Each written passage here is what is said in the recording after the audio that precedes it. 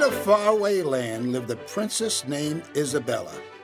Isabella, an only child, was greatly loved by her parents, the king and queen.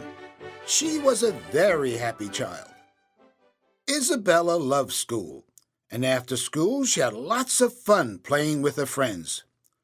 But one day, everything changed.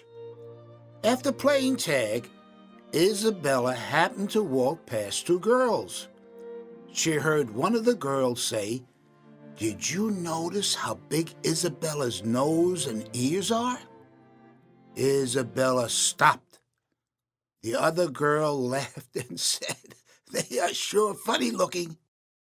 When Isabella heard what the girls had said, she rushed to her bathroom.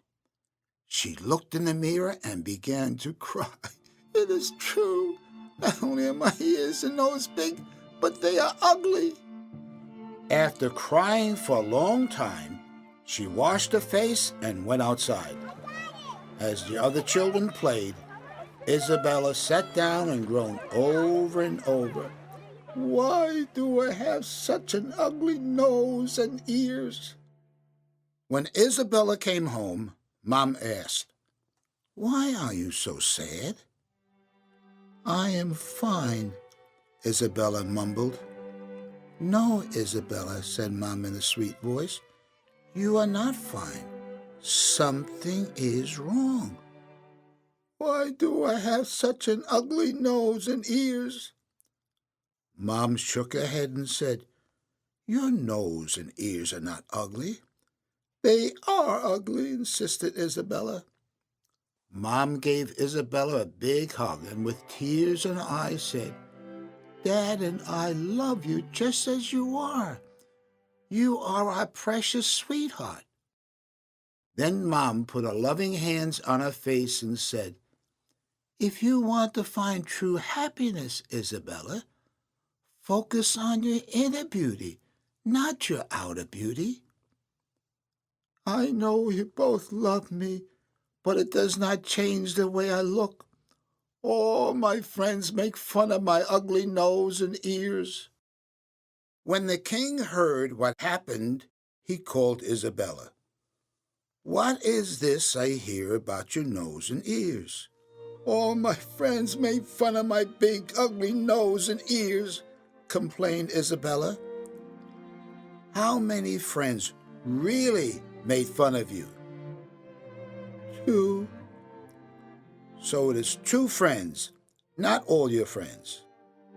Then the king put his arms around Isabella and said, "If you always listen to what other people say, you will live a very unhappy life.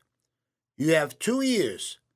Some things you hear should pass through your ears, and some things should go into your heart." Then he gave her a big hug and said, "Your mother and I love you just the way you are. That is something you should always keep in your heart." But Isabella did not listen. She felt she was ugly, and nothing Dad or Mom or anyone else said would change her mind. She became a very miserable girl. Whenever children came to the palace, Isabella said, "I'm embarrassed by the way I look. I'm not playing with them." This went on for a long time. The king thought much about how he could help Isabella.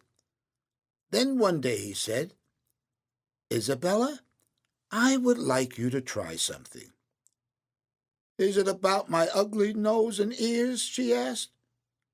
"No, it is not," said the king. "It's about how unhappy you have been. I want you to study people to find out what makes them happy. Can you do this for me?" "I will do that," said Isabella. The king gave her a big hug and kiss. Then he said, "I love you, Isabella." The next week, the king, queen, and Isabella went to a feast. After Isabella ate, she said to herself, "I'm going to look for someone who is very happy." Isabella looked around and found an old woman laughing in the middle of a happy group of children. "Oh my!" she exclaimed.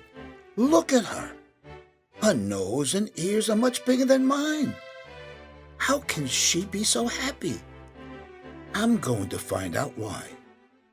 When Isabella came to the old woman, she asked, "May I ask you a question?" "Sure," said the old woman. "Let's go to that empty table." When they sat down, Isabella asked, "What makes you so happy?" "I was once a very sad girl. Boys and girls often made fun of my big nose and ears. One day my grandpa asked me, 'Why are you so sad?' I told him why. Then he took me for a walk and said, 'Listen to me very carefully. You cannot change the way you were born. So be wise and content with what you cannot change. Instead of always looking at yourself, aim to love others. If you do this, you'll find great happiness.' I listened to my grandpa, and from that day on, I always tried to love others. Now I am a very happy old lady with lots of friends." "Thank you so much," said Isabella. "Your words have been a great help to me." That night, as Isabella lay in bed, she said, "That old woman is right. I cannot change the way I look, but I can change the way I live. My aim from now on will be to love others. But what can I do?" Suddenly she sat up and exclaimed, "I have an idea." The next day, Isabella went to her father and said, "I would like to do something special." "How can I help?" the king asked. "I would like to invite the children with special needs to come to the palace. I want to make them happy." The king was shocked. "That is wonderful," he exclaimed. "We will get whatever you need." Then Isabella gave her dad a big hug. When the day came, over 50 children with special needs and their parents came to the palace. They played all sorts of games, and Isabella played with them. During the party, Isabella hugged her father and said, "This is the happiest day of my life, seeing these children playing and having so much fun. It is true, loving others brings happiness." From that day on, Isabella continued to help others. She became a very happy young woman. One day the king said, "Isabella, you know that the one you marry will become the next king. How can we help you find the right man?" "How someone looks is unimportant to me," she said. "I want to marry a wise and kind man. I have an idea about how to find such a man." Then Isabella whispered her idea to the king. "Excellent!" exclaimed the king. "I would be glad to help." The next day the king ordered his 7 advisers, "Search for the wisest and kindest young men in each of your districts. In 1 month, bring them to the palace. We want to honor them." Isabella hoped that among these 7 men, one would strike a spark in her heart. The king's brother had an only child named Jezreel. Jezreel was jealous of Isabella.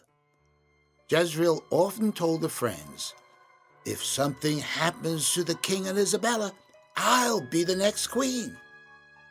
When Jezreel found out about the 7 men, she told an artist, "Draw an ugly picture of Isabella with a very long nose and extra big ears."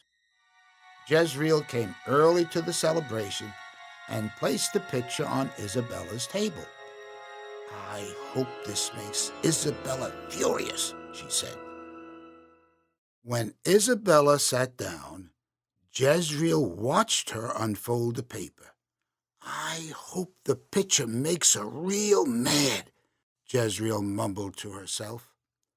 Isabella looked at the picture and then remembered what her father had said. You have 2 ears. Some things you hear should pass through your ears, and some things should go into your heart.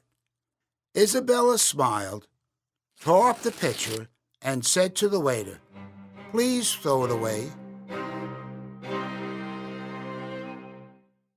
After the 7 men were honored, Isabella spoke with each of them. One of the men was Stephen. When she greeted him, a spark lit up in her heart. The same thing happened to Stephen. After talking a while, Stephen said, May we meet again? I would be glad to see you again, said Isabella. But first you need to meet my dad and mom. I would be greatly honored to meet them, said Stephen. When Stephen came to the palace, the king said, Tell me about yourself. Thank you for inviting me, said Stephen. My father died when I was 6 years old. My mother had to work hard to support my 2 younger sisters and me. After school, we had to work to help my mother. The queen asked Stephen, What would you do if you were the king? If I had the great honor of being the next king, I would seek wisdom from others on how to make our people happy and successful. After listening to Stephen, the king and queen went to another room. Did you notice that Stephen always spoke about others and not about himself? The queen said. I did, the king said. He would be a great man both for Isabella and for our kingdom. Then the queen took Isabella aside and whispered, We approve of Stephen. Isabella hugged her mother and father. Then she went to Stephen and said, My parents approve of you. Let's visit one another for 1 year. That would be great, said Stephen. Let's also try to do a kind deed every day. That's an excellent idea, exclaimed Isabella. When they heard a poor man had died, leaving his wife with 4 children to care for themselves, Stephen and Isabella brought food to the family. Stephen proved to be the kindest man that Isabella had ever met, and her love for him grew more and more. Word spread everywhere that Isabella had chosen someone to marry, not for looks, but one who was wise and kind. Many parents told their children, Did you see what Isabella did? She didn't pick someone just for looks, but someone who was wise and kind.